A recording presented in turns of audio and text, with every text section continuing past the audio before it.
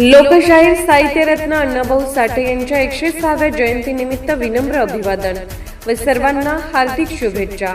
शुभेच्छुक advocate Rahul Smita Raju आवळे, जिल्हा परिषद सदस्य कोल्हापूर, माननीय आमदार राजू भारती, किसनराव आवळे, प्रवक्ता महाराष्ट्र प्रदेश राष्ट्रवादी काँग्रेस पक्ष.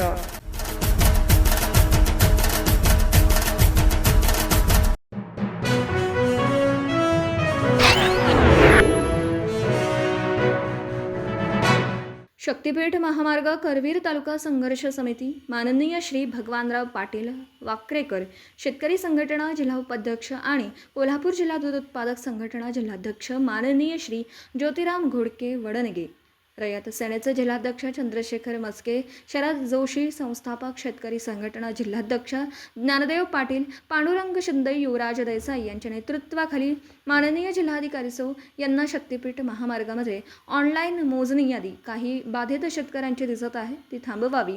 बाधित शेतकऱ्यांचा शक्तीपीठ महामार्गाला विरोध असताना ऑनलाईन यादी दिसतेच कशी, असा संतप्त प्रतिक्रिया शेतकरी संघटनेचे ज्योतिराम घोडके आणि पांडुरंग शिंदे, चंद्रशेखर मस्के आणि युवराज देसाई यांनी व्यक्त केला. यापुढे आमच्या मोजण्या जर राज्य सरकारने केल्या तर आम्ही जशाच तसे उत्तर देऊ व बायका पोरांसहित रस्त्यावरती उतरू, असं त्यांनी आमच्या प्रतिनिधींशी बोलताना सांगितलं. या निवेदनामध्ये 100 अधिक सह्या बाधित शेतकऱ्यांच्या आहेत. शक्तीपीठ महामार्ग कोणत्याही परिस्थितीत होऊन देणार नाही, असं यादव सर गणेशवाडी यांनीही माननीय जिल्हाधिकारी यांना सांगितलं. शक्तीपीठ महामार्ग झाला तर शेतकरी देशोधडीला लागेलच व पशुपालन उत्तम व्यवसाय यामध्ये सुद्धा अडचणीत येणार, यात शंकाच नाही.